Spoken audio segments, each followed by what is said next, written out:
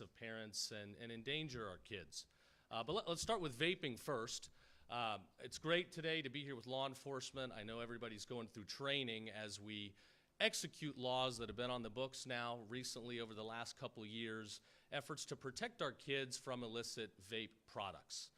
There are a lot of products, many of them coming in from China and other areas overseas, products that are not regulated by the federal government, products that are designed to appeal to kids, products that are filled with chemicals, many of which we do not know what they are. And young kids are attracted to this. Unlike cigarettes, these things can be more easily concealed, more easily taken into the school place, and used throughout the day. We're just now starting to see evidence of how these vape products that can be consumed ad nauseum all day by kids are impacting cognitive development and harming brains. So we need to wake up. We need to realize this is a new danger presented to kids. I'm glad our legislature has done a nice job addressing it over the last couple of years and continues to look for ways to protect our kids.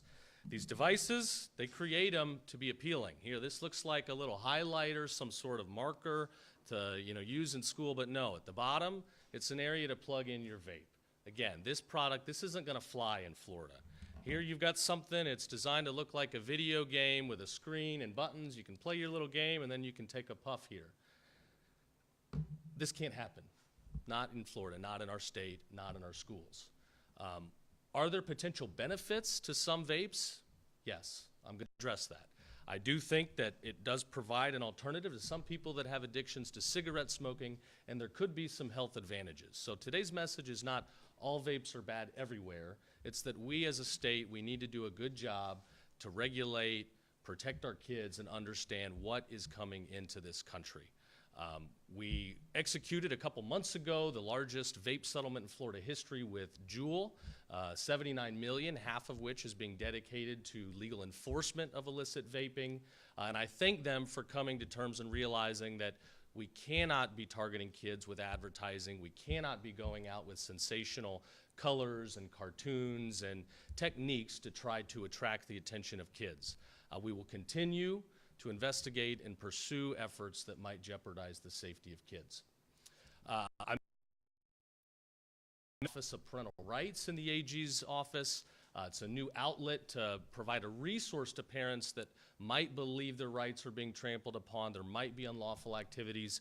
This is going to be a law firm for the people, for parents to go and execute their grievances and hold people accountable for endangering our kids.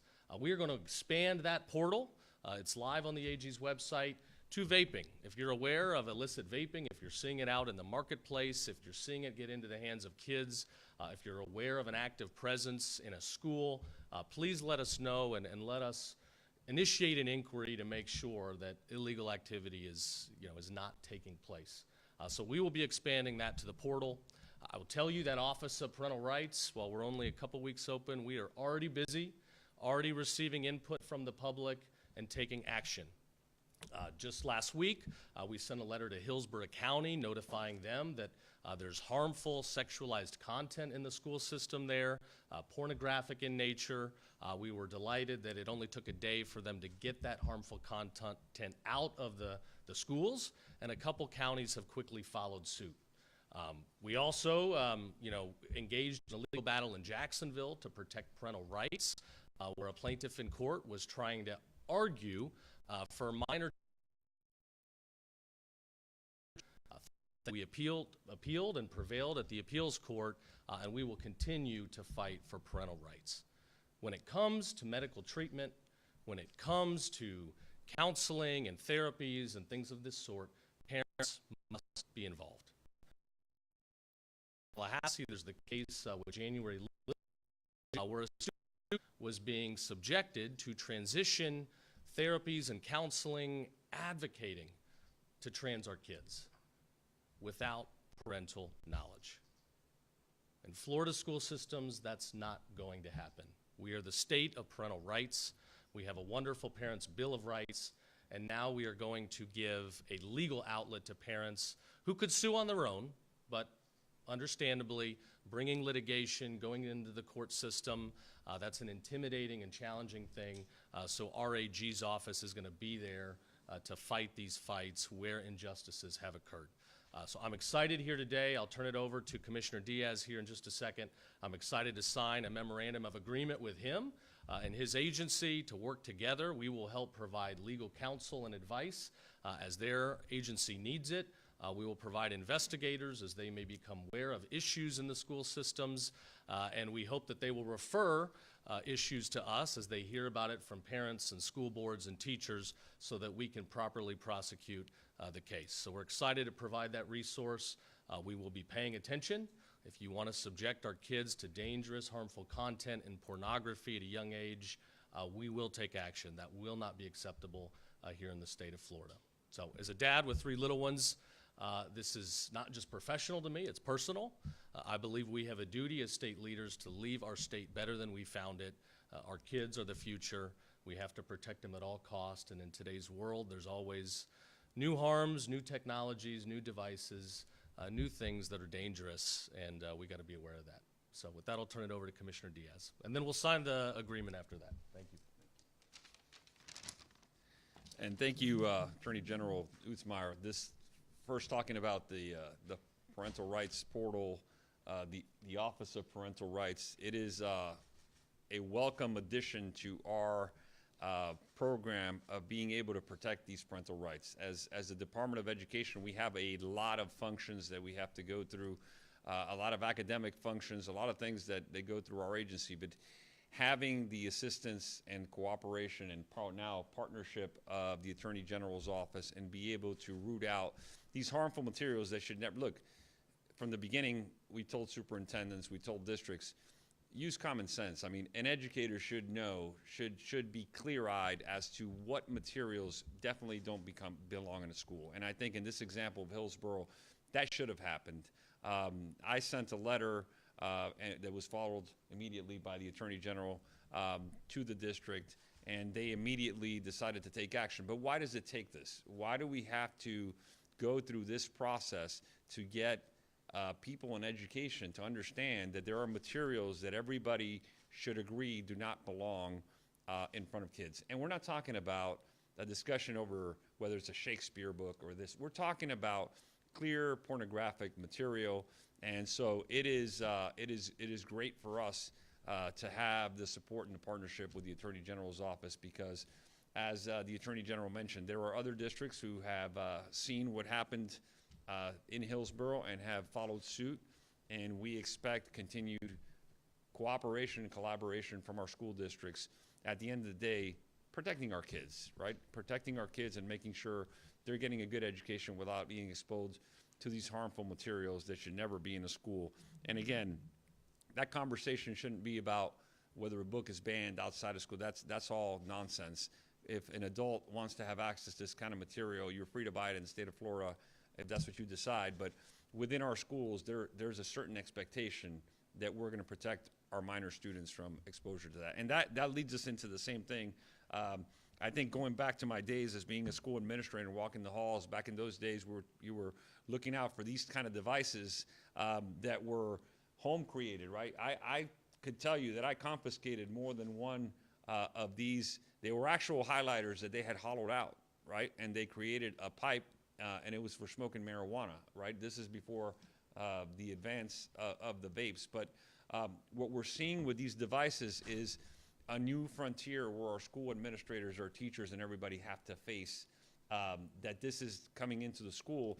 And it's not only the distraction to the academic program, right, and the distraction of what's going on in schools, but the harm, and again, harmful materials to our students. And a lot of those students don't even know their harm that they may be doing to themselves at the time, as the statistics bear out what that is.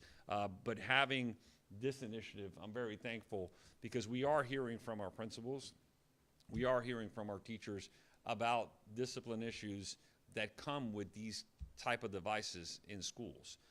And again, to root that out and to be able to have law enforcement be able to root that out of the adjacent facilities, because this creates a cottage industry around schools with things that are attractive to students and to minors, right? And this is where it's the way it's designed. And so being able to have that protective layer outside of the schoolhouse and making sure that this is not getting in the hands of our students is incredibly important. You know, some of the detrimental effects that we're aware of, the National Institute of Drug Abuse, 30% of teens begin smoking tobacco within 6 months of vaping. And so while some of these products have been created to help people get off of some of these addictions, it could have the inverse effect, right, on a teen. We know that as their minds are developing, there's definitely health effects and long-term effects that happen. Every 2 years, the Department of Education conducts youth-specific survey to ensure that our required instruction for health education aligns to student needs. This survey found that 19% of students said that they had used vaping products. 17% had said they had consumed marijuana, and 7% had said they had smoked cigarettes.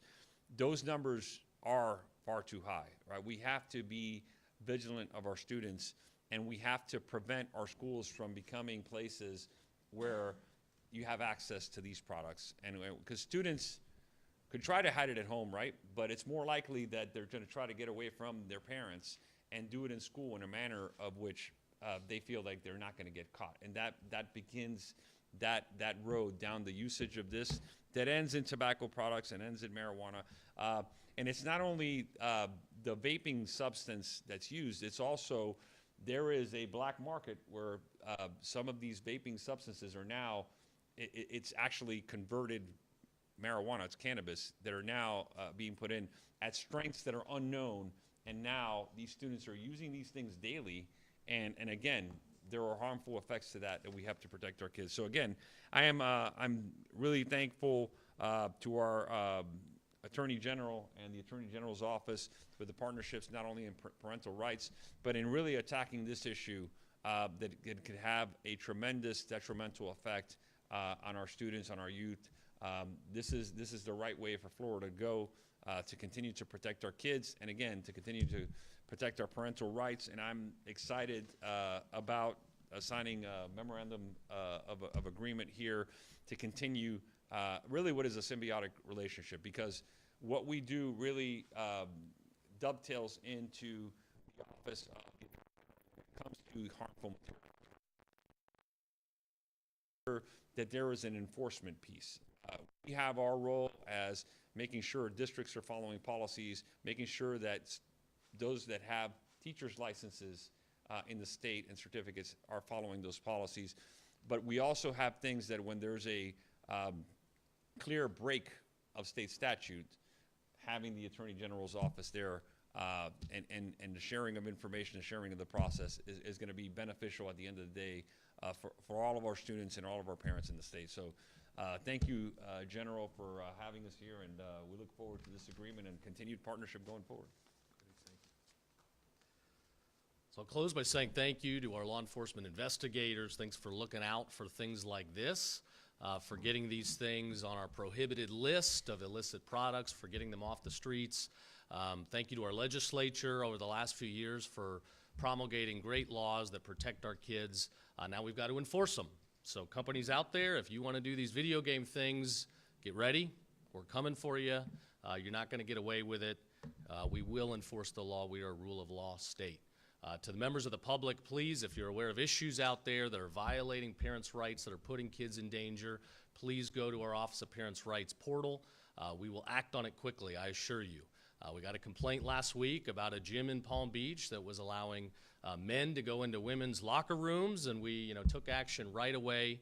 We put them on notice that we will bring legal action if you continue this practice, and thankfully they very quickly modified the policy, and we've been in person to confirm that.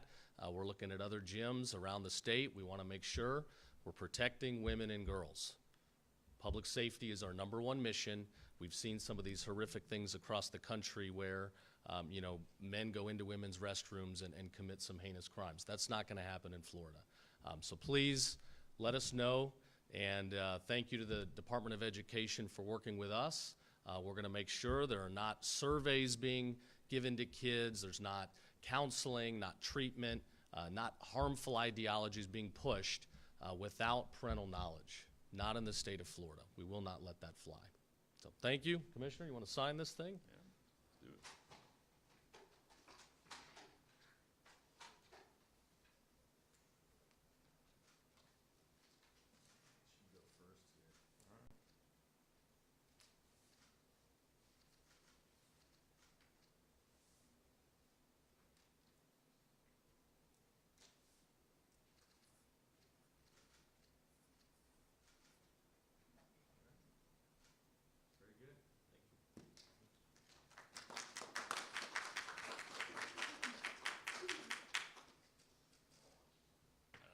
I think we got time for a question or two if there's any before we got to get back to the law enforcement symposium. Yes, Attorney General, I have a question for you and for Commissioner Diaz. Do you have any response to the news about the Hope, Florida transfers being under investigation by the state attorney's office? And for Commissioner Diaz, there's speculation out there that you may be appointed interim president of the University of West Florida. Do you want to comment on that? Well, I'll start. I'll mention the Hope, Florida thing. You know, it's clear there's some political attacks going on. I was involved on a board of a C4 issue committee that was opposing Amendment 3 that was being proposed for the ballot last cycle. If people don't remember, this was the recreational marijuana amendment. As written, it would have allowed virtually unrestricted marijuana in public places. Theme parks, restaurants, entertainment venues, you name it, anywhere. And the amendment would have allowed up to 150 joints to be on somebody's person. It is completely proper, and the courts have said that public officials certainly have a right, maybe even a duty, to take action in those fights to protect our state, to protect our laws from harmful amendments like that. I think we've built something very special in the state of Florida over the last 6 years.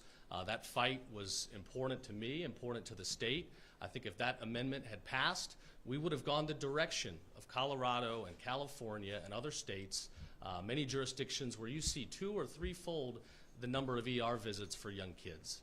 Kids being exposed to candies, gummies, not to mention the smell and the harm to tourism. You go to Times Square in New York and you walk around and it's disgusting. It is no longer a place people want to visit. Bars and restaurateurs are moving out. So I know the big marijuana industry, they put in over $150 million. They're not very happy about this.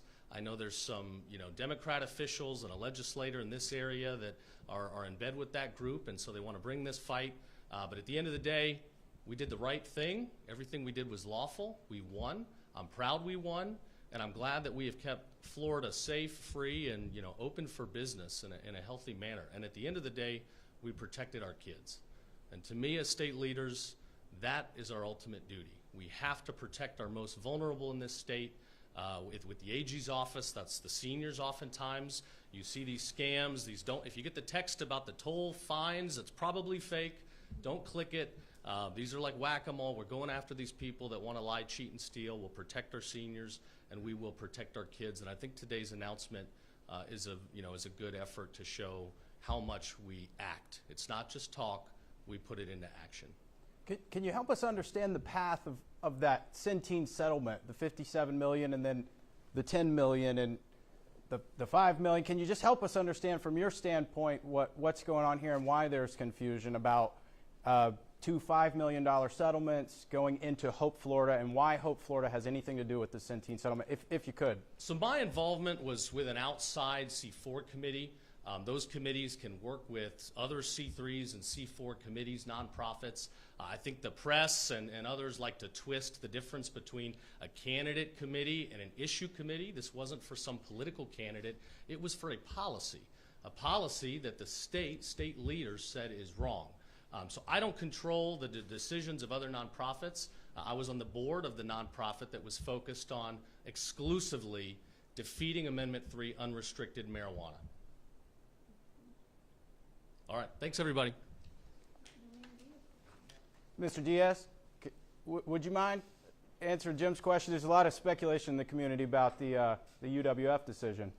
Well, what I'll tell you is that the board is clearly meeting. That's a decision for the board to make, and if they were to call, I'd obviously be willing to have a conversation with them about that, but that's up to the Board of Trustees of the University of West Florida.